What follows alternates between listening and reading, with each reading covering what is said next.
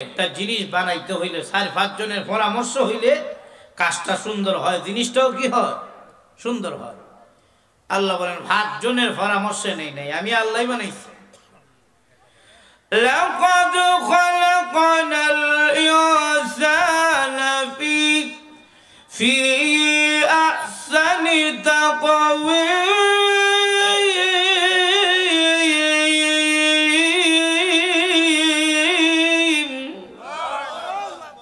আল্লাহ বলেন এত সুন্দর করে আমি আল্লাহ কাউরে বানাই নাই, মানুষকে যত সুন্দর করে বানাইছি। আল্লাহ বলেন বান্দা, মার পেটের ভিতরে তোমার চোখ হইল, হাত হইল, চোখটা কার দান? না?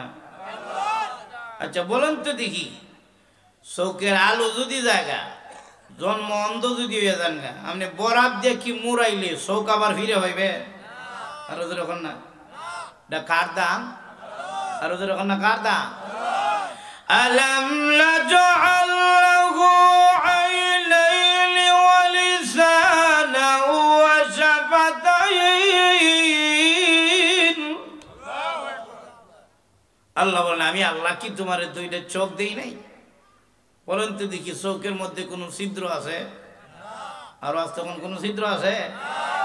আচ্ছা ছিদ্র যদি না থাকে, আমনে কানলে দিয়ে আবার পানি বাইর, হ্যাঁ?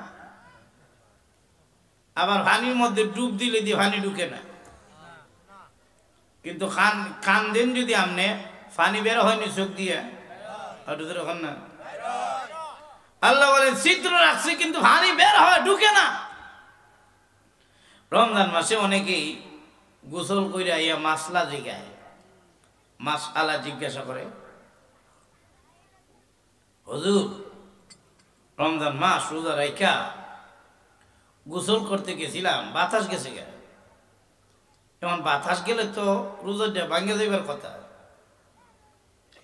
কারণ বাতাস দিয়ে গেল হানিও তো ঢুকে যাইবার কথা। তখন বলতে হয় না, বানানেওয়ালা এমন ভাবে বানাইছেন বাতাস বের হয় কিন্তু হানি ঢুকে না। হানির নিচে গেল যদি হানি ঢুকে যাইতে গে, আপনি আর বাড়ির থাকলেন না, হাসপাতালের বিছানায় থাকলেন না। আর ওদের ওখান থেকে না, কানের মধ্যে ছিদ্র আছে, নাকের মধ্যে ছিদ্র আছে, এই দিক দিয়ে বাতাস কানে বিদ্যুৎ দিয়ে ঢুকে, বাতাস ঢুকে, নাক দিয়ে বাতাস টান দেন, এরপরে নাকে দিয়া কানে দিয়া ড্রপ দিলে ভিতরে যায়।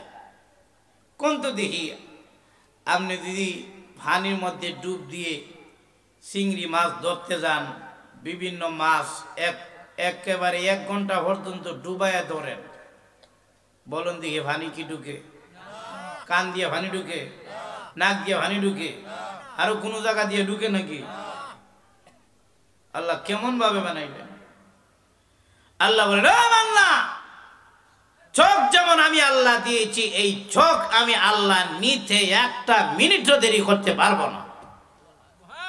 যদি দেখি তুই আমি আল্লাহর অবাধ্য হয়ে যাস, আমি আল্লাহ নারাজ হয়ে গেলে তোর চোখ নিয়ে নিতে পারি। পারেন কি পারেন না? আল্লাহ যেমন দিয়েছেন নিতে পারেন কি না?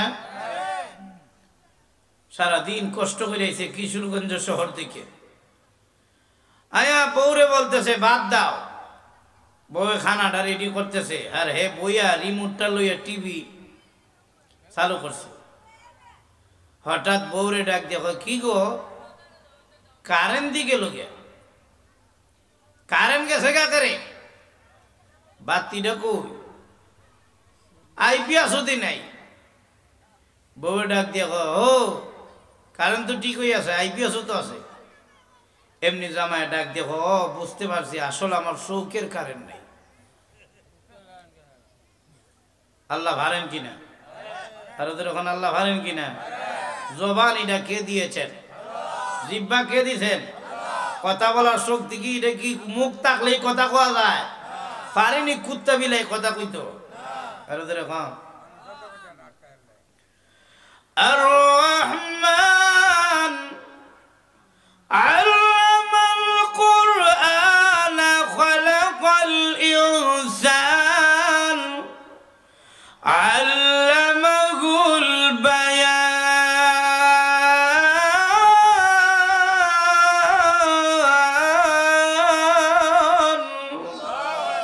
আল্লামাহুল বায়ান, কথা বলার শক্তি দিয়েছেন কে? আল্লাহ ইচ্ছা করলে এই জবান বন্ধ করে দিতে পারেন কি পারেন না? আল্লাহ বলেন বান্দা, জিহ্বা যদি আমি আল্লাহ না দিতাম, না কথা কইতে পারতি, না জিনিসের মজা বুঝতে পারতি। জিহ্বা এমন একটা আল্লাহ তাআলার নিয়ামত, এটা দিয়ে শুধু খনি বের হয়, কথা বের হয়, বের হতেই থাকে। লক্ষ্য করে দেখে, একই জিহ্বার মধ্যে নানান জিনিসের স্বাদ। আপনি একদিকে দই দিবেন, আরেকদিকে রসমালাই দিবেন, দুটোটা কি স্বাদ একরকমই নাকি ভিন্ন? আরো যখন না শুরু সময় মানুষের গাছ থেকে বড়ই ভাইরে নিতাম, কাঁচা বড়ই আসেননি আপনারা নাকি? না এখন তো স্বীকার করতেন না। কাঁচা বড়ই ভারতাম মানুষের গাছ থেকে, তো হাত ধরলে এইটা দিয়া বড়ই ভালাইয়া লইয়া দৌড়। এখন বাড়িতে গেলেই তো মা মারবে, বলবে কই থেকে লইছ, চুরি করে। যাইতাম গে খেতে, ও ক্ষেতের বন্ধের আইলের মধ্যে বইয়া খাওয়া শুরু করতাম। এখন দৈন্য ভাতা কই ভাইমু, আরেকজনের ক্ষেত থেকে লই যেতাম, কাঁচামরিচ আরেকজনের ক্ষেত থেকে। এখন এগুলো ভর্তা বানাইতে হইলে তো গাইলার সিয়ার দরকার, বুঝেননি আপনার আমার কথা? এখন ভাইবেন কো, আহা শুনেন না, ভাইবেন কো? তখন গাইলার সিয়া ভাইবু কই, মুখের মধ্যে দাঁতের মধ্যেই গাইলার সিয়া। এখন দেখি না, দাঁতের মধ্যেই সব অপারেশন শুরু। একই জিহ্বার মধ্যে হাজার জিনিসের স্বাদ দিয়েছেন কে? আরো ধরে এখন না, আরো আস্তে কম ধরে বলেন, আরো ধরে বলেন কে? আরো ধরে বলেন কে? আল্লাহ স্বাদ দিয়েছেন। আল্লাহ বলেন ইচ্ছা করলে তোমার জবান আমি আল্লাহ বন্ধ করে দিতে পারি। আল্লাহ রাব্বুল আলামিন বলেন বান্দা, আমার পেটের ভিতরে তোমার জবান দিলাম, হাত দিলাম, পা দিলাম, সব দিলাম, কিন্তু জীবন নাই। বলেন দেখি, যেই বাচ্চার জীবন নাই এই বাচ্চার কোনো দাম আছে? আর ওদের এখন না, রূহ নাই, এই বাচ্চার কোনো দাম নাই। আল্লাহ রাব্বুল আলামিন বলেন ফাআহইয়াকুম, আমি আল্লাহ তোমাকে জীবন দিলাম। জীবন যদি না দিতাম, মৃত বাচ্চা যখন দুনিয়াতে আসে, এই বাচ্চা কি মা গ্রহণ করে, বাবা গ্রহণ করে, এই অন্যান্য আত্মীয় স্বজন গ্রহণ করে, কোন রাজনৈতিক দল গ্রহণ করে? কেন? কুল্লা লইয়া জায়গা, কিডনি কুল্লা লইয়া জায়গা, হার্টের বাল্ব খুলে নিয়ে যায়, হাত কাটা লইয়া জায়গা। আল্লাহ যদি হাত, মুখ আর নাকের মতো, কিডনির মতো, চোখের মতো যদি আল্লাহ রূহ দিতেন, তাহলে মানুষও রূহ কুল্লা লইয়া যাইত গিয়া, ফ্রিজের মধ্যে জমা কইরা তারা আত্মীয় স্বজন মারা গেলে ফেরত দিয়ে দিত। এটা তো এখন ঠিক কিনা?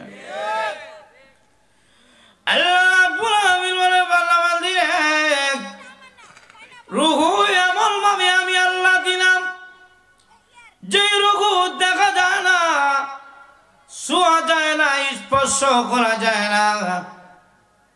এটার মাধ্যমে আমি আল্লাহ আমার নিদর্শন দিয়ে দিলাম। কারণ আমি আল্লাহ দেখা যায় না, আমি আল্লাহরও দেখা যায় না, ধরা যায় না, ছোঁয়া যায় না।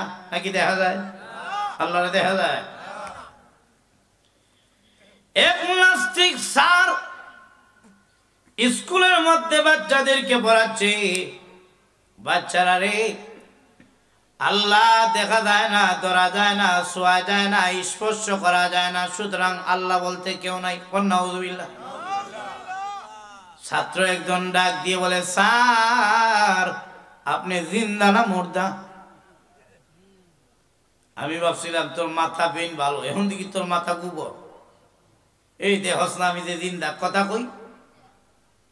স্যার আপনার ভিতরে কি রূহ আছে? বলে হ্যাঁ আছে। স্যার রূহ যে আছে এটা তো দেখি নাই, রূহটা একটু দেখান না। দেখিয়া টেবিলের মধ্যে রাখেন, কুদ্দুর হাতে দেখি।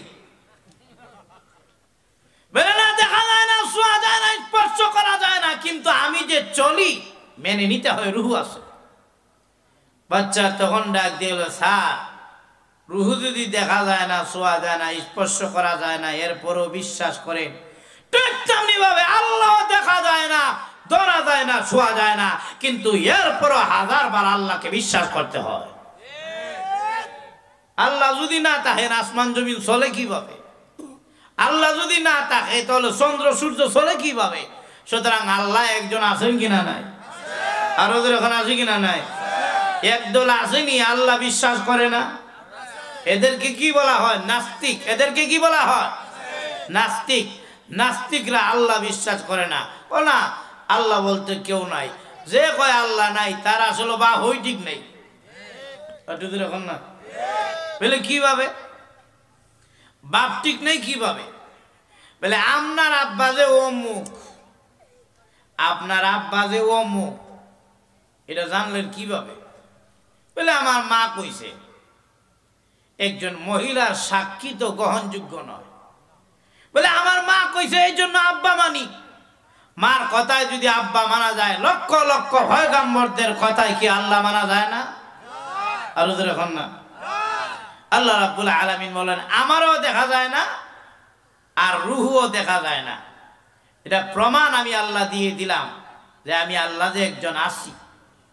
আল্লাহ বলেন রুহু দিলাম, জীবন দিলাম, সুতরাং জীবন দিয়েছি আমি আল্লাহ। এখন আমাদের আফসোসের বিষয় হইল, আমাদের আফসোসের বিষয় জানেন কি? যে আল্লাহ জীবন দিলেন ওই আল্লাহকে এখন আমরা চিনি না।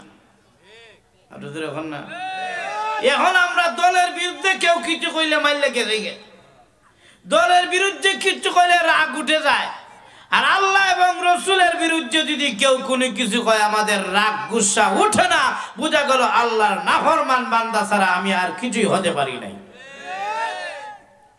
আল্লাহ বলেন জীবন দিলাম, মার পেটের ভিতরে আল্লাহ জীবন দিলেন। এখন আমি আর আপনি যেই রাস্তা দিয়ে আসব, এই রাস্তাটা হলো সুডু। বলুন যদি কি সুডু রাস্তা দিয়ে কি বড় জিনিস ঢুকে? আর ওদের এখন না, আমার এই মাথাটা কি মাউথ দিয়ে ঢুকে দেবে গা? ধাক্কা দিলে ঢুকবো নি? তাহলে সুডু রাস্তা দিয়ে বড় জিনিস ঢুকে না। আল্লাহ বলেন এ বান্দা তোমার রাস্তাটা ছিল সুডু, আমি আল্লাহ সুম্মা সাবিলা ইয়াসসারা, তোমার রাস্তাকে আমি আল্লাহ সহজ করে দিয়েছি। আর ওদের এখন না সুবহানাল্লাহ। এরপরে আল্লাহ রাব্বুল আলামিন আমাদেরকে এই দুনিয়ার মধ্যে আনলেন, ইউখরিজুকুম তিফলান, বাচ্চা হিসাবে আনলেন। আল্লাহ বলেন ওয়াল্লাহু আখরাজাকুম মিন বুতুনি উম্মাহাতিকুম লা তা'লামুনা শাইআ। আল্লাহ বলেন এমন ভাবে আনলাম তোমার কিছুই জানা ছিল না। আল্লাহ বলেন না তুমি ইঞ্জিনিয়ার ছিলে, না তুমি জজ ব্যারিস্টার ছিলে, না তুমি চাকরিজীবী ছিলে, না তুমি ডাক্তার ছিলে, তুমি কিছুই ছিলে না। আল্লাহ বলেন ওয়াজআলা লাকুমুস সামআ ওয়াল আবসারা ওয়াল আফইদা। আল্লাহ রাব্বুল আলামিন বলেন শোনার জন্য কান দিলাম, দেখার জন্য আমি আল্লাহ চোখ দিলাম, বুঝার জন্য আমি আল্লাহ অন্তর দিলাম। এইভাবে আমি আল্লাহ লিতাবলুগু আশুদ্দাকুম, তোমাকে আমি আল্লাহ শক্তিশালী বানাইলাম। এই পূর্ণ শক্তিগুলো এই যৌবন দিয়েছেন কে? আরো আসতে কোন এগুলো দিয়েছেন কে? তাহলে সকল নিয়ামত এগুলো কার দেওয়া? আর ওদের এখন না কার দেওয়া?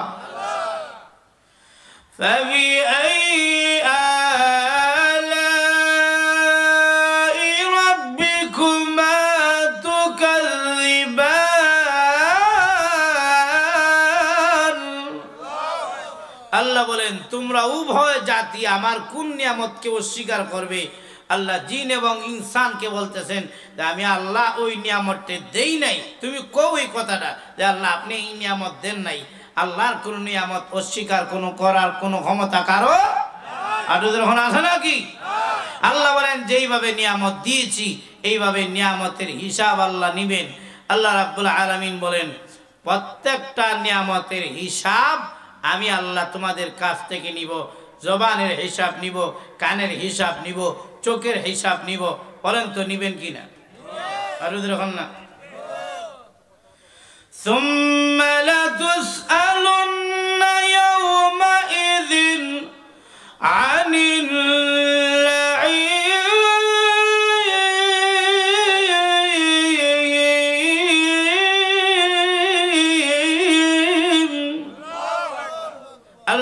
আলামিন বলেন, আমার প্রত্যেকটা নিয়ামত সম্পর্কে তোমাকে জিজ্ঞাসা করব। এই আয়াতের ব্যাখ্যায় তাফসীরে হক্কানির মধ্যে ঘটনা এনেছেন আল্লাহর নবী রাহমাতুল লিল আলামিন হুজরা শরীফ থেকে ঘর থেকে বের হইছেন। রাসূল তাকায় দেখেন বাহিরে একজন লোক দাঁড়ায় আছে, যার নাম হলো আবু বকর সিদ্দিক রাদিয়াল্লাহু তাআলা আনহু। উনি রাসূলের চেহারার দিকে এমনভাবে চাইয়া রইছেন, ফলকহীন দৃষ্টিতে এমনভাবে চাইয়া রইছেন, বোঝা যায় বড় হয়ে গেছে গা। এইভাবে চাইয়া রইছেন রাসূলের চেহারার দিকে, ফাঁকিও দেয় না। আল্লাহর নবী বলে, আবু বকর, এইভাবে তুমি আমার চেহারার দিকে কেন তুমি তাকায় আছো?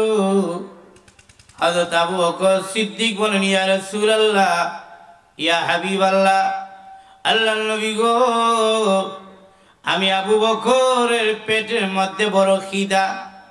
বাড়িতে গিয়েছিলাম, জিজ্ঞাসা করলাম ঘরে কোনো খাবার আছেনি। ওগো নবীজি পরিষ্কার ভাবে জানা দিয়েছে ঘরে কোনো খাবার তৈরি হয় নাই। তাই আমি আবু বকর আপনার দরবারে চলে এসেছি। আমি আবু বকর আপনার চেহারার দিকে যখন তাকাই, আমি আবু বকর আমার পেটের খিদার কথা ভুলে যাই। সুবহানাল্লাহ। কিছুক্ষণ পরে হযরত উমর রাদিয়াল্লাহু তাআলা আসলেন, এসে আল্লাহর নবীর চেহারার দিকে তাকায় রয়েছেন।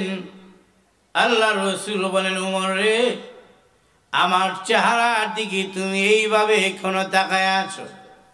হযরত উমর বলেন, আল্লাহর নবী গো, ঘরে কোনো খাবার তৈরি হয় নাই, পেটের মধ্যে বড় খিদা, আপনার দরবারে চলে আসলাম।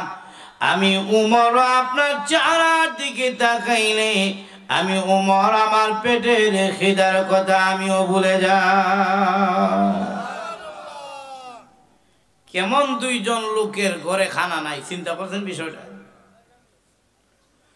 আল্লাহ রাসূল, আমার 4 জন মন্ত্রী আছে, 2 জন হলো আসমানে, 2 জন হলো জমিনে। আসমানে 2 জন জিবরাইল আর মিকাইল, জমিনে 2 জন মন্ত্রী নবীজির আবু বকর আর উমর। রাসূলের মন্ত্রী কয়জন? আর ওদের এখন না, আর আমরা এখন 4 জন। আমরা কয়জন? এমন মন্ত্রী আমাদের দেশে আছে, এটারে কয় উজিরে খামাখা, দপ্তরবিহীন, মানে কাজ নাই, দায়িত্ব হয়ে বইয়ে রইছে। তার কাজই হইল খাইতো আর ঘুমাইতো আর পেটটা ফুলাইতো। আল্লাহর নবীর তো মন্ত্রী ছিল না, আল্লাহর নবীর মাত্র 4 জন মন্ত্রী, জিবরাইল মিকাইল, জমিনে হলো 2 জন আবু বকর আর উমর। অথচ 2 জনের ঘরের মধ্যে কোনো খাবার নাই। আল্লাহ নবী বিশ্বনবী রাহমাতুল লিল আলামিন বলেন, ও আমার উম্মতেরা, শুনে রেখে আমি নবীজি বলি, আমার উম্মতের মধ্যে এমন উম্মত আছে যে উম্মতকে আমি চিনি, তার বাবারেও আমি চিনি। আমার এই উম্মতকে আল্লাহর 8টা জান্নাত ডাকবে ভিতরে ঢোকার জন্য। সাহাবায়ে কেরাম বলে, ইয়া রাসূলুল্লাহ, কে সে? নাম যদি জানেন, বাবার নামও যদি জানেন, কয়া দেন না কদ্দুর। আল্লাহর নবী বলে, যাকে আল্লাহর 8টা জান্নাত ডাকবে ভিতরে ঢোকার জন্য, আমার সেই উম্মতের নাম হলো আবু বকর। চন্দ্রনী রাত্রিতে আম্মা জান আয়েশা আর নবীজি 2 জন চন্দ্রনী রাত্রিতে শুয়ে আছেন। চাঁদ দেখা যায়, তারকা দেখা যায়। আম্মা আয়েশা বলেন, ইয়া রাসূলুল্লাহ, ইয়া হাবিবাল্লাহ, আল্লাহর নবী গো, ওই যে আকাশের মধ্যে অনেক তারকা দেখা যায়, নবী গো আপনার উম্মতের মধ্যে এত নেক আমল, এত সওয়াব কোন উম্মতের আসেনি আপনার। আল্লাহ রাসূল বলেন, ও আয়েশা, এই তারকাগুলোর চাইতে আরো বেশি সওয়াব আছে আমার উমরে। আম্মা আয়েশা চেহারাটা মলিন হয়ে গেছে কেন? আমার আব্বার কথা যে নবীজি বললেন না, এই জন্য চেহারাটা মলিন। রাসূল বলেন, আয়েশা গো, তোমার আব্বার কথা বলি নাই, এই জন্য চেহারাটা বেজার করে বইয়ে রইছ। আয়েশা শোনো, আমি বলি, এই পৃথিবীর প্রত্যেকটা বস্তুর সাথে পৃথিবীর মানুষের নেক আমলের সওয়াবের তুলনা দেওয়া যায়, কিন্তু তোমার বাবা আবু বকরের এত সওয়াব গো, পৃথিবীর কোন বস্তুর সাথে তার আমলের সওয়াবের তুলনা দেওয়া যায় না। আল্লাহ নবী বলেন, মেরাজের রজনীতে আমি নবীজি জান্নাতের ভিতরে গেলাম। রাসূল বলেন, জান্নাতের ভিতরে এত সুন্দর একটা ঘর দেখতে পেলাম, এত সুন্দর ঘর আমি নবীজি জীবনে কোনোদিন দেখি নাই। এমনি আমি নবীজি ওই ঘরের দিকে পা বাড়াইতে লাগলাম, এক কদম আর দুই কদম যাই, জিজ্ঞাসা করলাম, ফেরেশতারা রে, এত সুন্দর বিল্ডিং আল্লাহ কার জন্য বানাইছেন? রাসূল মনে মনে বলেন, আমার কথাই তো বলবে। ফেরেশতারা বলেন, এই ঘর আল্লাহ বানিয়েছেন এক আরবীর জন্য। রাসূল বলেন, আনা আরবী, আমিও তো আরব দেশের লোক, আমার লাগে নাকি? না গো নবী, আপনার জন্য না, তাহলে কার জন্য? বলে কুরাইশির জন্য।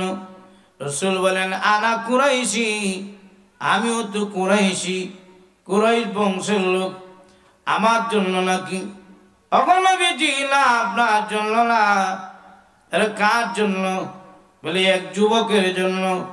রাসূল বলেন, আনা শাবাব, আমিও তো যুবক, এই বিল্ডিং কি আল্লাহ আমার জন্য বানাইছেননি?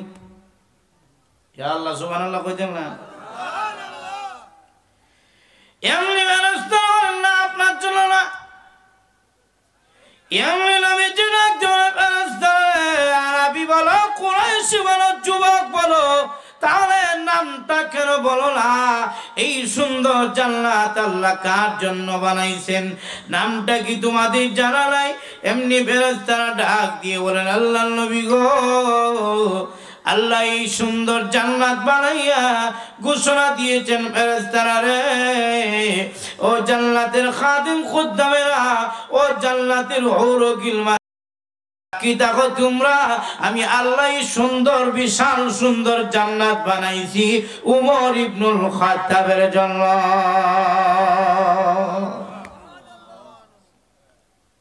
ওনাদের আখিরাতে বাড়ি আছে, কিন্তু দুনিয়াতে খাবার নাই। আর আমরা দুনিয়াতে আছে, আখিরাতে কিছুই নেই। আর ওদের এখন ঠিক না? এই জন্য আল্লাহওয়ালারা দুনিয়া থেকে যাওয়ার লাগে পাগল। আল্লাহওয়ালারা সব সময় মরণের জন্য প্রস্তুত, মরণের আকাঙ্ক্ষা করে। কেন? তারা সাজাইছেন আখিরাতে। আর আমরা রাস্তা দিয়ে গেলে কদ্দুর যদি সিএনজির বাড়ি রেখে জায়গা, রিস্কার বাড়ি রেখে জায়গা, তাড়াতাড়ি আইয়া কয় মুরুখটা জব করে ইমাম সাহেবের দাওয়াত দিয়ে খাওয়াও, কারণ গেছিলাম গাছকে। মৃত্যুরে এত ডরাই কেন? বলে আল্লাহওয়ালারা মৃত্যুকে ডরান না, কারণ তারা সাজিয়েছেন আখিরাত, আর আমরা সাজাইছি দুনিয়া, আখিরাত সাজাই নাই। এই জন্য আমরা মরণকে ভয় পাই। আরো এখন ঠিক না? তো চিন্তা করেন, ওনাদের ঘরের মধ্যে খাবার নাই। এবার রসুল ডাক দিয়ে বলেন, আবু বকর ওমর, আমি রসুল কেন বের হয়েছি জানো? বলে না, তা তো জানা নাই। হুজুর আপনি কেন বের হয়েছেন? রসুল বলেন, আবু বকর ওমর, আমি রসুলের ঘরের মধ্যেও কোনো খাবার নাই। যখন না সুবহানাল্লাহ, রসুলের ঘরের মধ্যে কি নাই? খাবার নাই। রসুল বলেন, সামনে চলো দেখি কোনো খাবার পাই কিনা। এক আনসারী সাহাবী রসুলের চেহারার দিকে ছায়া বুঝে লাইছেন। কারণ যে যাকে বেশি মহব্বত করে সে দেখলেই আসলে বুঝে লায়। যেমন বাবার চাইতে মার মহব্বতটা কম না বেশি? আরো ধরে হল না? আপনি যদি না খান, আপনি আব্বারে বুঝাইতে পারবেন ফান খাইয়া। আপনি যদি আজকে খানা না খান, মুখের মধ্যে ভান দিয়া বউরে বুঝাইতে পারবেন, ছোট ভাইরে বড় ভাইরে বুঝাইতে পারবেন, বোন রে বুঝাইতে পারবেন, কিন্তু মাকে বুঝাইতে পারবেন না। আর ওদের এখন ঠিক না? মা কাছে যখন আপনি চলে যাবেন, দেখবেন মা চেহারার দিকে ছায়াই বলে ফেলবে, ছেলে রে আজকে তুই খাস নাই, তোর চেহারা প্রমাণ করে। এখন ঠিক না? আমি জানতে চাই ওই মার চাইতে কি সাহাবায়ে কেরামের মহব্বত নবীর প্রতি কম ছিল না বেশি ছিল? আর ওদের এখন না এমন বেশি ছিল।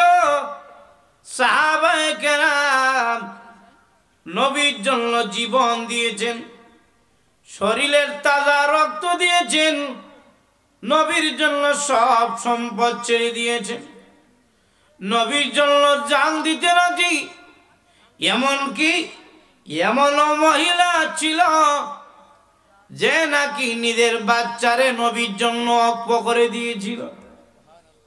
হযরত বিলাল ঘোষণা দিয়ে যান, কে আছো? আল্লাহ নবীর আশিক, গর্বে এসে দেখো না, মসজিদে নববীর সামনে চলে যাও। যুদ্ধের লাইন কাতার সোজা হচ্ছে, লিস্টি করা হচ্ছে। নবীর আশিক যারা মদিনা মসজিদের সামনে চলে যাও। এমনি একজন মহিলা ঘুম থেকে উঠে চোখের পানি ছেড়ে দিয়ে কাঁদতেছে। ছোট বাচ্চা ডেকে ডেকে বলেন, মা গো কান্দেন না গো, কেন আপনি কাঁদলেন? এমনি মা তখন ডাক দিয়ে বলেন, ছেলে রে কান্দি কেন জানোস নি রে? এই যে বিলাল ঘোষণা দিয়ে গেল নবীর আশিকেরা যুদ্ধে যাওয়ার জন্য, আমার যে কেউ নাই, আমার স্বামীও নাই, বড় কোনো ছেলেও নাই। যুদ্ধের ময়দানে যে আমি আমার নবীর আশিক হইয়া কোনো প্রমাণ দিতে পারলাম না, এই জন্য কান্দি। ছোট বাচ্চা একজন, মা গো আপনি কাঁদলেন না, আপনি চোখের পানি মুছে ফেলুন, আমাকে নিয়ে চলুন নবীজির দরবারে। আপনাকে হয়তো গাজীর মা বানাবো, না হয়তো আপনাকে শহীদের না বা মা না বানাইয়া আমি কখনো নবীর দরবার থেকে আসবো না। মা আমাকে নিয়ে চলেন। এখন মহিলা লয়ে গেছে ছোট বাচ্চা, বাচ্চা গিয়ে ধাক্কা দিয়া কাতারের মধ্যে ঢুকে গেছে। এই এখানের মধ্যে কেন? বলে যুদ্ধে যাবো। সুবহানাল্লাহ। আর এখন বাচ্চারা মসজিদ হয়ে আনা যায় না, যুদ্ধে যাবে লাগে রেডি, যুদ্ধে যাব। মা আপনি কি ছোট বাচ্চা যুদ্ধে দিবেন? বলে হ্যাঁ। না না, ছোট বাচ্চা তো নেওয়া হবে না। তখন ওই মহিলা ডাক দিয়ে বলে, সাহাবীরা নবীরে একটু সংবাদ দাও, আমি রসুলের সাথে কথা বলতে চাই। মহিলা রসুলের কাছে গিয়ে বলেন, ইয়া রাসূলুল্লাহ, আমি আপনার দরবারে চলে এসেছি। রসুল বলেন, মা মহিলা মানুষ তো যুদ্ধে নেওয়া হবে না, কেন আইছেন? হুজুর ছোট একটা বাচ্চা লইয়েছে আমার যুদ্ধে দিব। রাসূল বলেন এই বাচ্চা কোন কাজে লাগবে? ঘোড়া দৌড়াইতে পারবে? বলে না। তরবারি চালাইতে পারবে? বলে না। তাহলে ঢাল প্রতিহত করতে পারবে? বলে না, কিছুই পারবে না। তীর দিয়া গুলি দিতে পারবো নি? বলে না। মাগো এই ছোট বাচ্চা কেন কাজে লাগাইবেন? কোন কাজে লাগাইব বলেন দেখি, কোন কাজে লাগবে?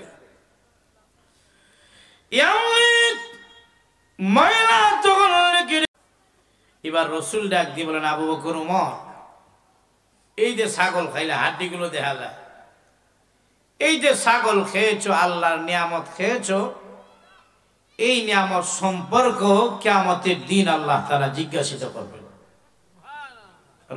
সুবহানাল্লাহ। সুম্মা লাতুসআলুন্না ইয়াওমাইযিন আনিন নাঈম। প্রত্যেকটা নিয়ামত সম্পর্কে আল্লাহ রাব্বুল আলামিন জিজ্ঞাসিত করবেন। বলেন দেখি আল্লাহর কোন নিয়ামতের শুকর আদায় করা কি আমাদের পক্ষে সম্ভব? আর ওদের ওখানে সম্ভব নাকি? কোনোদিনই সম্ভব না।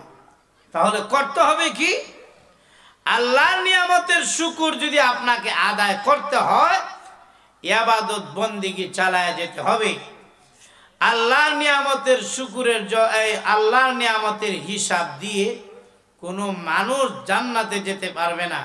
কারণ আল্লাহ শুধু থেকে শুধু যে নিয়ামত দিছেন, এটার শুকরও যদি আমরা কিয়ামত পর্যন্ত সেজদা দিয়ে আদায় করতে থাকি, এরপরও নিয়ামতের শুকর আদায় হবে না। আর বড় বড় তো কত নিয়ামত আছে। একটা বড় নিয়ামত আল্লাহ আমাদেরকে দিছেন, বলবো? আর যখন না বলবো, সেই বড় নিয়ামতের নাম কি? সেই বড় নিয়ামতের নাম হলো কোরআন।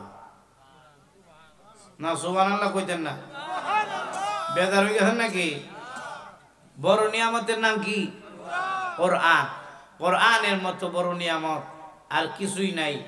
এমন কোরআন আল্লাহ তাআলা আমাদেরকে দিয়েছেন, এটা যে কত বড় নিয়ামত এখন বুঝতেন না। মারা যাওয়ার সময় ঠিকই বুঝবেন।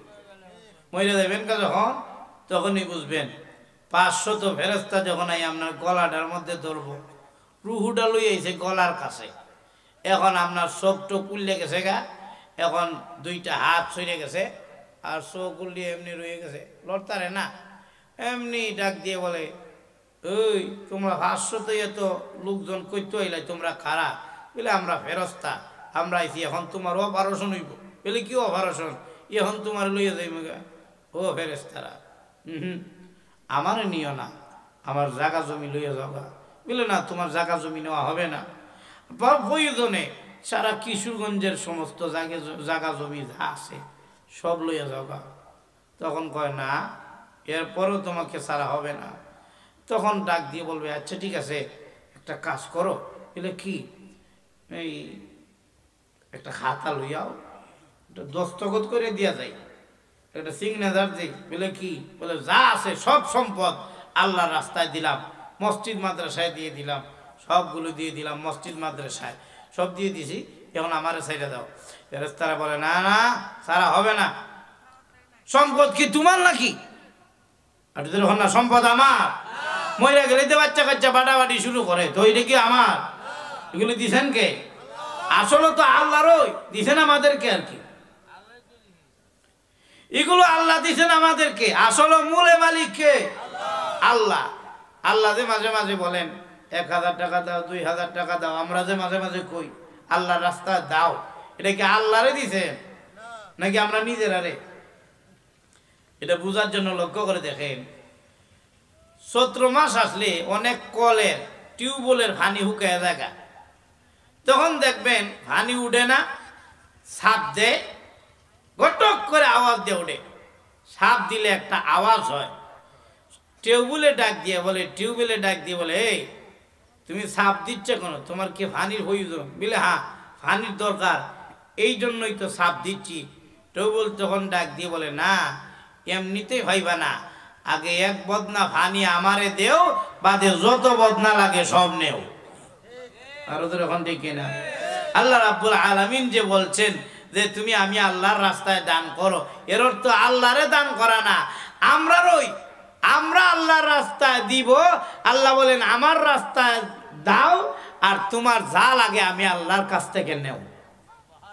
যখন না সুবহানাল্লাহ। তো এখন সব সম্পদ দিয়ে দিলাম, এরপরও ফেরেশতা ছাড়ে না। এখন আপনার একজন ছেলে তাকে লন্ডন হেওয়া ইয়ে করছে, আপনার অসুস্থতার খবর হইয়া লন্ডন থেকে এ তাকায় দেখে আব্বা সাকরাত্রত অবস্থায় আছে, আর পানির পিপাসায় মুখ শুকায় গেছে গা, মুখ দিয়ে ফেনা বের হয়, পানি পানি বলে মাঝে মাঝে, কিন্তু সব সময় কইতারে না। এখন বিদেশি ছেলেটা তখন বলে, হা আব্বার জন্য কি লইয়া যাইমো? আব্বার জন্য লই আইছে আঙ্গুর। বলুন তো দেখি, সাকরাতের সময় আঙ্গুর কোনো কাজে লাগবো? এটা কার দেওয়া নিয়ামত? আঙ্গুর আল্লাহর দেওয়া নিয়ামত। কিন্তু এটার রস যখন দিয়ে দেয় মুখের মধ্যে, পাইয়া পাইয়া হইরা জায়গা, আঙ্গুর কোনো কাজে লাগে না। একটা সন্তান রে বানাইছে ইঞ্জিনিয়ার, হেলুয়েছে বাবার লাগে কমলা, কমলা শিববা মুখের মধ্যে দেয়, কিন্তু কোনো কাজে লাগে না। সবাই আসলো, মেয়েরাও আসলো, মেয়েরা এসে অনেক মেয়ে আব্বার মুখের মধ্যে কুদ্দুর হানি দিতাম, মনের বড় শখ, কিন্তু এই হানিও ভিতর দিয়ে যায় না। কোনো সন্তানেই কাজে লাগলো না, কোনো মেয়েই কাজে লাগলো না। একটা বাচ্চা মাদ্রাসার হিফজেখানা পড়ায়, হে আব্বার লাগিয়া কলাও লইয়া যায় না, আপেলও লইয়া যায় না, আঙ্গুরও লইয়া যায় না, কমলাও লইয়া যায় না, দৌড়াচ্ছে বাড়ির দিকে, সিনার মধ্যে লটকাইছে আল্লাহর কোরআন। আর ওদের হন আল্লাহু আকবার। কি লটকাইছে? কোরআন। এমনি আরেকজন ডাক দিয়ে কয়, কিরে কই যাস এত দৌড়াইয়া? বলে বাবা না অসুস্থ, সাকরাত্রত অবস্থায় আছেন, বাবারে দেখবার লেগে যাই। আরে তোর আব্বা তো অসুস্থ, তুই তো কিছু নিস না? বলে কিছু নেই না, কি নিমো, অসুস্থ হয়ে গেছে। আচ্ছা তোর গলাটার মাঝে কি? বলে এটা তো কোরআন শরীফ লটকাইছি। এটা খেল লাগিয়া এখানে গলাটার মধ্যে বাঁধলি,